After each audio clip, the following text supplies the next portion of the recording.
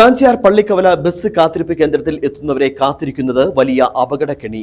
ഈ ഭാഗത്ത് നിർമ്മിച്ച ഓടയുടെ സ്ലാബുകൾ എടുത്തുമാറ്റിയിട്ടിരിക്കുന്നതാണ് അപകടത്തിന് വഴിവെക്കുന്നത്.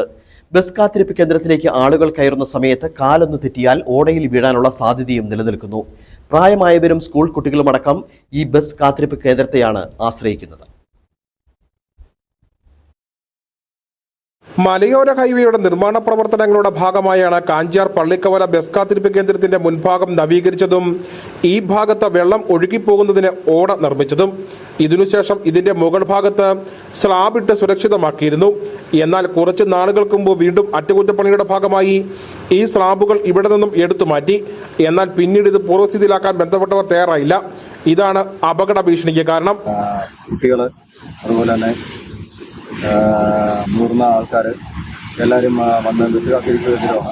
അവിടെ ഒരുപാട് പേര് കുഴിയിൽ വീഴുകയും കാല് മുറിയുകയും അങ്ങനെ ഒരുപാട് പ്രശ്നങ്ങളുണ്ടാകുന്നുണ്ട്. അപ്പം ഇതിന് വേണ്ട നടപടികൾ ഉണ്ടാകണമെന്ന്. നിലവിൽ വലിയ അപകട ഭീഷണിയാണ് ഈ ഭാഗത്ത് നിലകൊള്ളുന്നത്. രാത്രി സമയങ്ങളിൽ ബസ് കാത്തിരിപ്പ് കേന്ദ്രത്തിൽ എത്തുന്ന ആളുകൾ ഈ കുഴിയിൽ വീഴാനുള്ള സാധ്യത ഏറെയാണ്.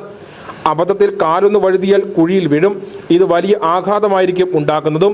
നിരവധി തവണ നാട്ടുകാർ ഈ വിഷയം ബന്ധപ്പെട്ട അധികൃതരെ അറിയിച്ചെങ്കിലും ഇതുവരെയും നടപടി ഒന്നും ഉണ്ടായിട്ടില്ല.